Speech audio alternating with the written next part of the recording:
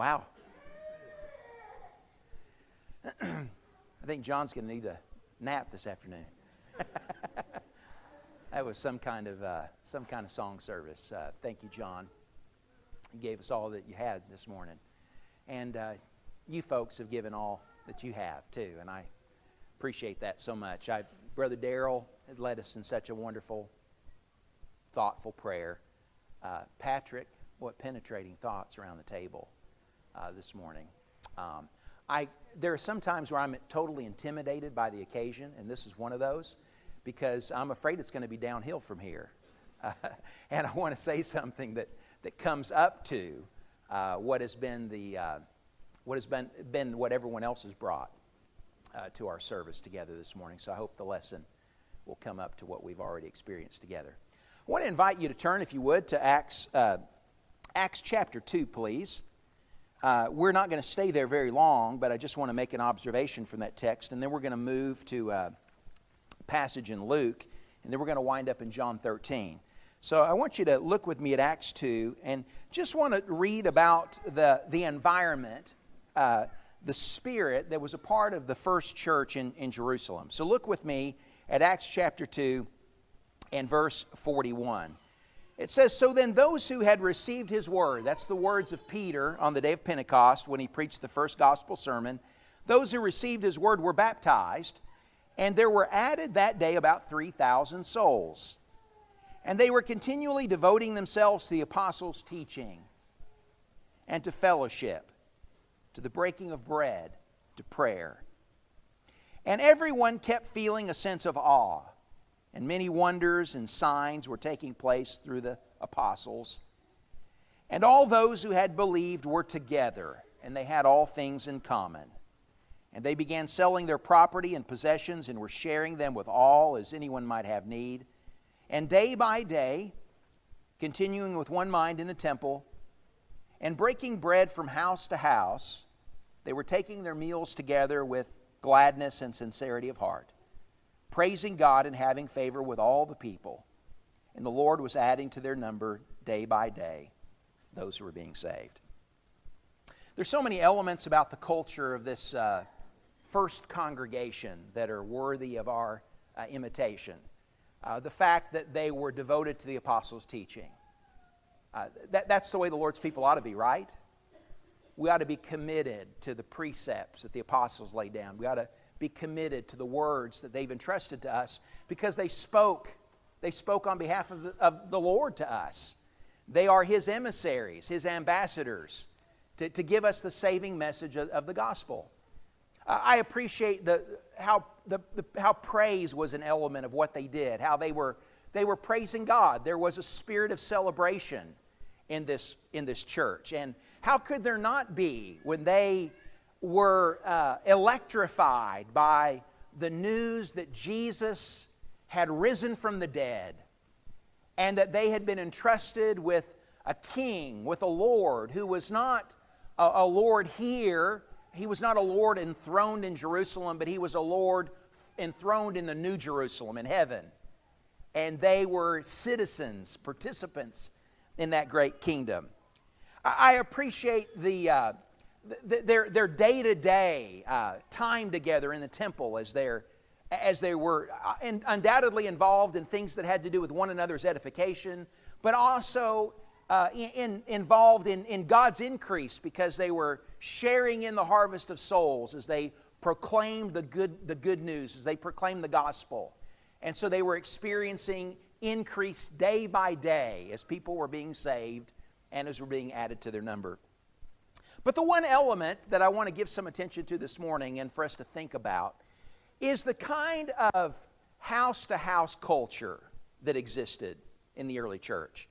I just want you to read about the frequency of their getting together, not just in public settings, but the frequency of their being together in private settings in one another's homes. Look at what is said in verse 46, where it says that day by day, continuing with one mind in the temple, and breaking bread, it says then, from house to house, they were taking their meals together with gladness and sincerity of heart. I just want you to see the spirit of hospitality that existed among these early Christians. The spirit of togetherness. The fact that they were not just together in worship settings like we're participating in today, but they were also together in house-to-house kinds of settings. Not where everybody was at one person's house, but where the group was divided up in smaller groups, where there was hospitality around one another's table, in one another's living room, if I could use an anachronism of taking something back to their time. I just want you to see that they were together. They were together around the table. They were together undoubtedly talking about their work together in God's purposes, understanding one another's needs, caring for one another's burdens. Where did this spirit come from?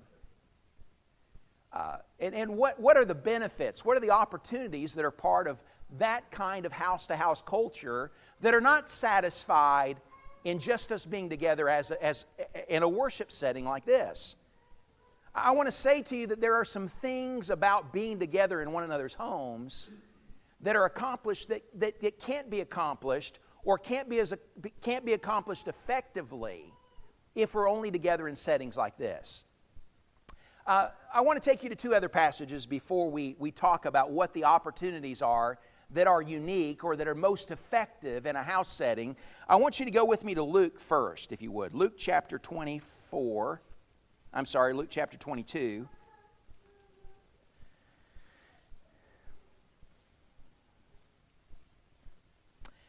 And I want you to look at, I just want you to look at verse 14 of that context. I just want to borrow something from this context that we're going to take over to John 13. So in Luke chapter 22 and verse 14, we read of the occasion when Jesus gathered together with His disciples to celebrate the Passover before His death. And so in verse 14 it says, "The hour had come, He reclined at the table, and the apostles with them." And He then gives to them, in Luke's recording here, the new meaning that will be associated with the unleavened bread and with the fruit of vine in connection with His death and with the new covenant. But I want you to go down in verse 23, after Jesus talks about how one of them is going to betray Him, concerning Judas. It says they began to discuss among themselves which one of them which one of them it might be who was going to do this thing. But look at what happened to the conversation in verse 24. "And there arose also a dispute among them as to which one of them was regarded to be the greatest. And Jesus went on to say that the kings of the Gentiles lord it over them, and those who have authority over them are called benefactors. But not so with you, but let him who is the greatest among you become as the youngest, and the leader as the servant. For who is greater, the one who reclines at the table or the one who serves? It's not the one who reclines at the table, but I am among you as the one who serves." I want you to think about, in this setting, we have Jesus and the apostles in a home, round a table. And it's not the first time they've done this. I mean, they've been in a home and around a table lots of times. They've not only been in a home and around a table, they've been on the road and together. They've been in a boat and together. They've been reclining in the grass with 5,000 people on one occasion and 4,000 on another, doing this kind of thing, being together in this kind of intimate way. There are times where they're together with everybody, with the multitudes, with the crowd. There are times when they're together with a smaller band of disciples, and then there's times where it's just the 13 of them, where it's just Jesus and the 12. Times even when it's a smaller group than that, where it's just Jesus and one or two, or Jesus and His inner circle, Peter, James, and John. As we go to John 13, I want us to see what the value is of occasions like this. So go with me now, if you would, to that text. Carry with us, if you would, the conversation, what's happening at the table, the talk about who's greatest in the kingdom, and read with me what happens in John chapter 13 on this same exact occasion. John 13, verse 1. "Now before the feast of Passover, Jesus, knowing that His hour had come that He should depart out of this world to the Father, having loved His own who were in the world, He loved them to the end. And during supper, the devil having already put into the heart of Judas Iscariot, the son of Simon, to betray him, Jesus, knowing that the Father had given all things into his hands, and that he had come forth from God and was going back to God, rose from supper and laid aside his garments, and taking a towel, he girded himself about. Then he poured water into the basin, and he began to wash the disciples' feet and to wipe them with the towel with which he was girded. And so he came to Simon Peter, and he said to him, that is, Simon said to Jesus, Lord, do you wash my feet? And Jesus answered and said to him, What I do you do not realize now, but you shall understand hereafter. Peter said to him, Never shall you wash my feet. And Jesus answered him, If I do not wash you, you have no part with me. And so Simon Peter said to him, Lord, not my feet only, but also my hands and my head.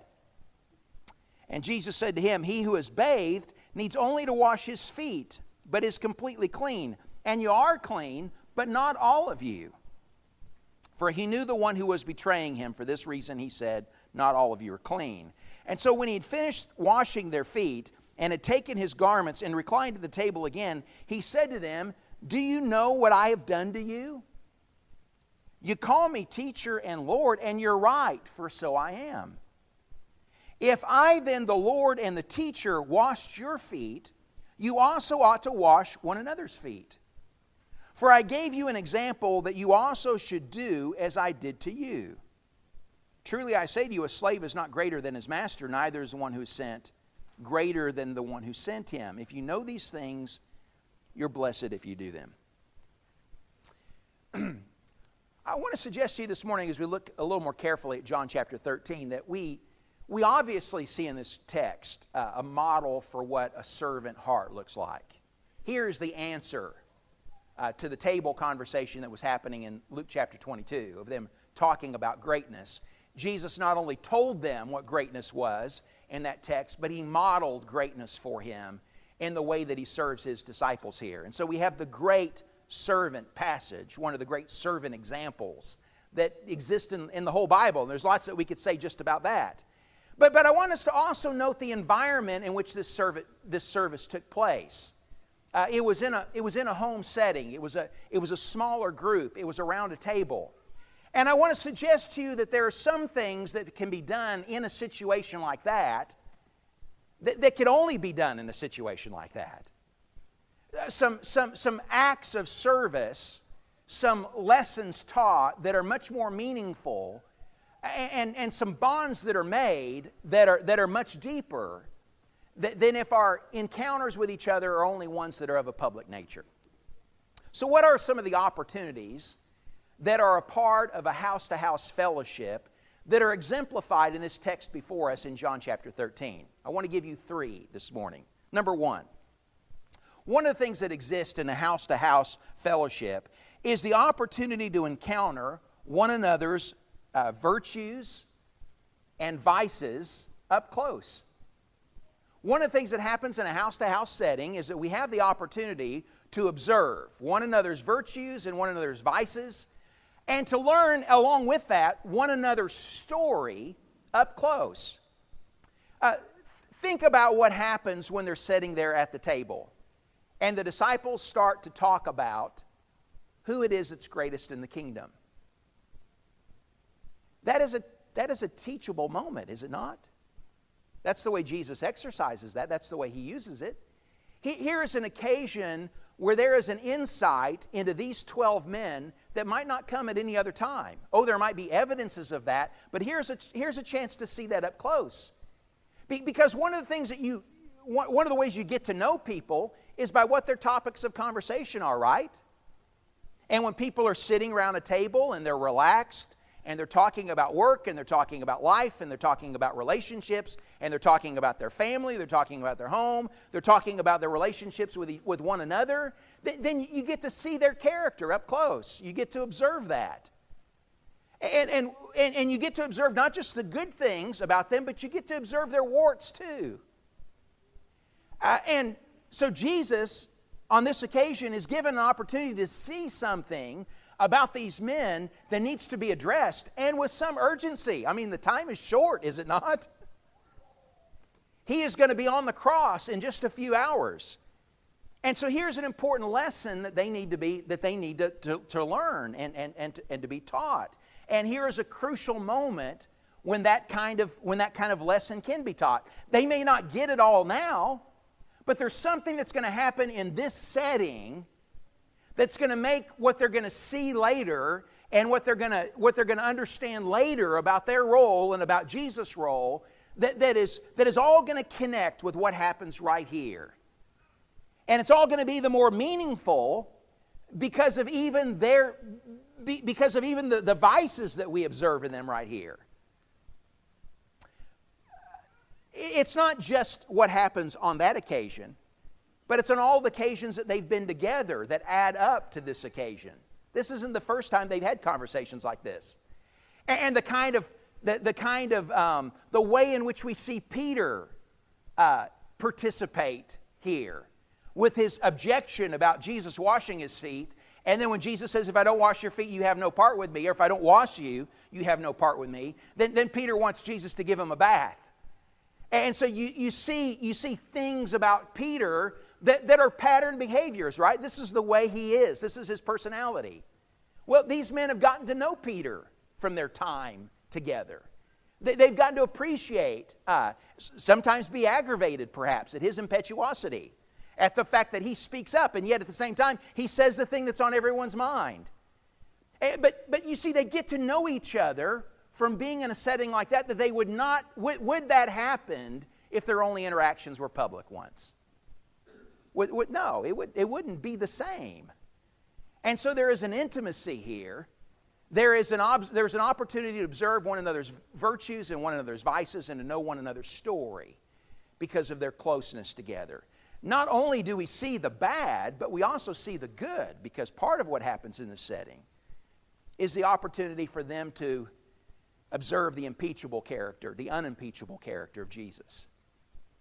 How he is always the servant.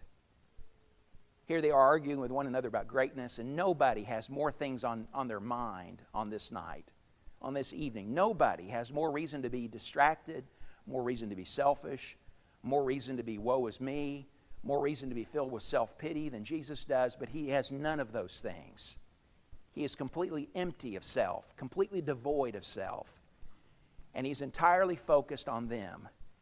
John, as he writes this text, this is where John begins to write. He doesn't do that before John 13. He does it after John 13. John begins to use from now on the expression, the disciple whom Jesus loved. It all starts right here. But I want you to see how that whole idea is introduced. It says in verse 2 that Jesus knew that he was going to depart out of this world to the Father, having loved his own who were in the world, he loved them to the end. And so here is where John really becomes impressed with how Jesus loved. And he learned it by being up close with him in a moment like this, observing how, as he would look back on this occasion and all the things that had to be rushing through Jesus' mind and heart, all the things he knew about his purpose, about what he had done, about where he had come from and where he was going, and knowing what was going on in Judas's heart, and yet he does such a selfless thing here. And they get to observe that. And we need that kinds of observation of one another. We need to be together in settings where we get to see one another's virtues and admire them and be taught by them and to be encouraged by them, to be inspired by them, but where we also get to see one another's vices. And we get to see one another's warts and one another's character flaws, because that's the only way that we can help each other and grow each other is by knowing each other that way, so that we can know one another's story. I'd want to know, how did you come to know the Lord? What were your folks like? What did you learn? What have you learned from your life experiences? Those are things that need to be shared with each other. Those are things that need to be communicated. What did you learn? What did you learn? Some of you that came from the Depression era, what did you learn from that time? We need to have those conversations, and they don't happen here. They happen around a table. They happen as you're sitting in the living room. They happen as you're on a drive somewhere together. And so there is the opportunity to observe one another's virtues and vices and know one another's story in a setting like that. Secondly, there's the opportunity to talk about our elephants in a safe setting when you're around a table. There's the opportunity to talk about our elephants in a safe setting. Does that happen in John 13? Does Jesus talk about the elephant? He does. He talks about the elephant that's in the room. The elephant that's in the room is their pride. The elephant that's in the room is their ego. It's their competition. It's the fact that they don't get yet what the kingdom is about. And so Jesus addresses that. But He doesn't shame them in front of the multitudes. He doesn't castigate them in front of the scribes and the Pharisees.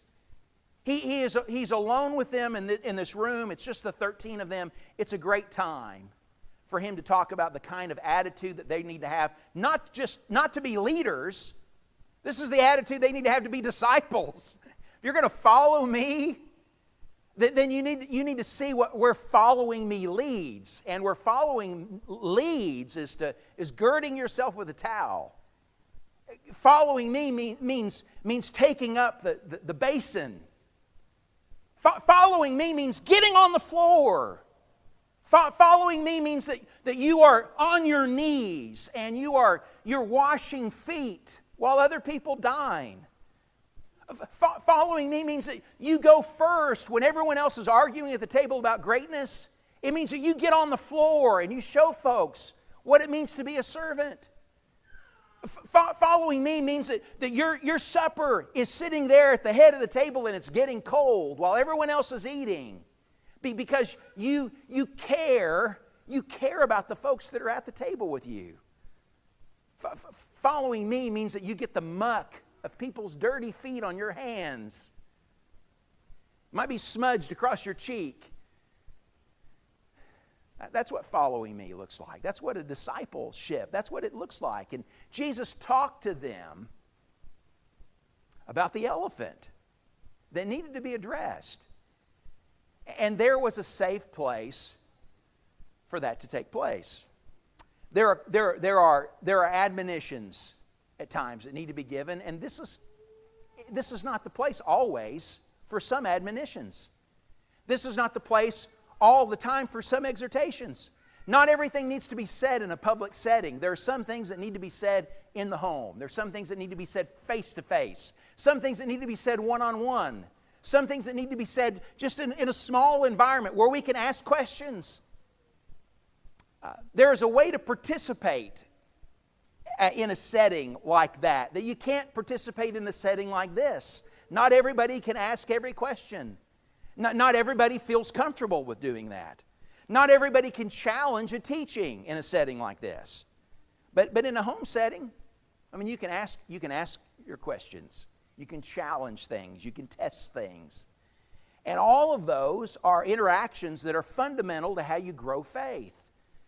And Jesus made time for that kind of exchange, that kind of interaction with His disciples. Just like He made time for teaching the multitudes by the sea, He took time for being with people in a smaller setting, a smaller environment, where He could talk to them about the things that they really needed to talk about. Here's the opportunity to speak truth in love. And a house-to-house environment is a great environment for that to take place. Number 3, there is in this kind of environment the opportunity to wash one another's dirty feet. This is not a good place for washing dirty feet, is it? But the house is. It's easy to go get a towel. It's easy to go get a basin. I mean, it's easy to do the practical things that need attention in a home. It's easy to bear one another's burdens there because we can know what those burdens are. We can see them. We can identify them.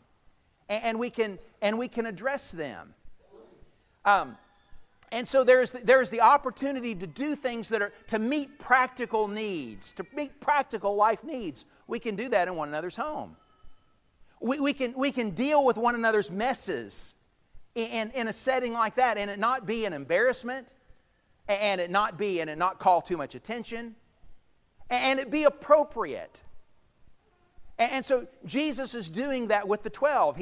There are dirty feet there, and he's able in that setting to roll up his sleeves and to show these men grace, to show them mercy, to show them humility, to practice patience, to practice forbearance. You know how many things are said in the New Testament about us practicing those kinds of behaviors with each other? Where do you get to do that? I know you get to show me some patience here. And you get to show me some forbearance. But you don't get to show me near as much patience as forbearance as Jennifer does. There are opportunities to show each other humility in real life settings when we're together on other occasions. And so the practical part of faith, the practical part of love, the practical expression of those kinds of things can't be exercised if the only time we're together is when we're together like this. There needs to be some more intimate setting in which those kinds of encounters can take place, where we can wash one another's dirty feet. I don't know of a church that doesn't have dirty feet. Do you? Do we need to know about each other's dirty feet? I mean, we do. I mean, we don't need to know all of our grime stories. But it's good for us to see each other's dirty feet and to get our hands dirty with washing each other's feet. And Jesus expected that would be a behavior, that would be a norm, that would be a culture that would be part of his people. If he's not, I don't know what he's recommending to us here in John chapter 13. He said, I gave you an example that you should do to one another as I did to you. And there is in that the spirit of submission. There is in that the spirit of a servant heart. But there's also the spirit of making occasions where that kind of humility and that kind of service can easily take place because we know each other well, because we are bonded and glued together by such times, where there's teaching that's taking place in ways that are going to be special because of the fact that they're in a home setting where things are more focused and more intimate. I would not trade for lessons that I've heard through the years that stormed my will and that helped me make decisions where godly men said things that I needed to hear when I was sitting in an audience and listening and felt convicted about something that I was being taught. But you know, I have a lot, and perhaps even more vivid, rich memories about standing out on the back of a pickup truck with Henry Horton, shucking corn for his cows. And I was talking to Henry about all the things that were wrong in the little church where we were in Oak Ridge, Tennessee, all the things that I thought needed fixing. I was like 16. I didn't know anything. And I was just bending Brother Horton's ears about all the things that needed to be done. And Brother Henry listened to me so patiently, and he said when I was all done, he said, Brother Moore, what are you going to do about that? Well, I wasn't planning to do anything. I was planning to tell him about it, and he could go take care of it. But he taught me something that was a very meaningful lesson on that occasion, that I didn't have a right to gripe if I wasn't going to pick up a towel. I didn't have a right to complain if I wasn't going to grab a basin. And that I might just be 16, but I was just as much a part of this kingdom as he was. And so I had an obligation to get busy, to get dirty, to get on my knees about things, and not just bend his ear about that. That was a good lesson. And that conversation took place because he took time with me. Brother Riggs always had some kind of, he was the preacher at Oak Ridge, and he always had some side job. And he was he was selling mulch. And so I was his sidekick, and we'd go and we'd shovel manure out of barns.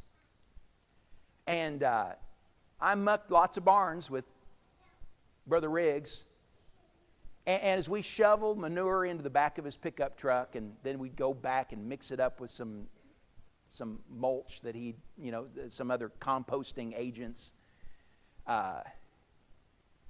we always talked about spiritual things. It's all we ever talked about. And they were such great conversations. And I can't name you all the topics of the things that we talked about, but I learned the value of spiritual conversations with older men who are wise and who've seen and who know and who care.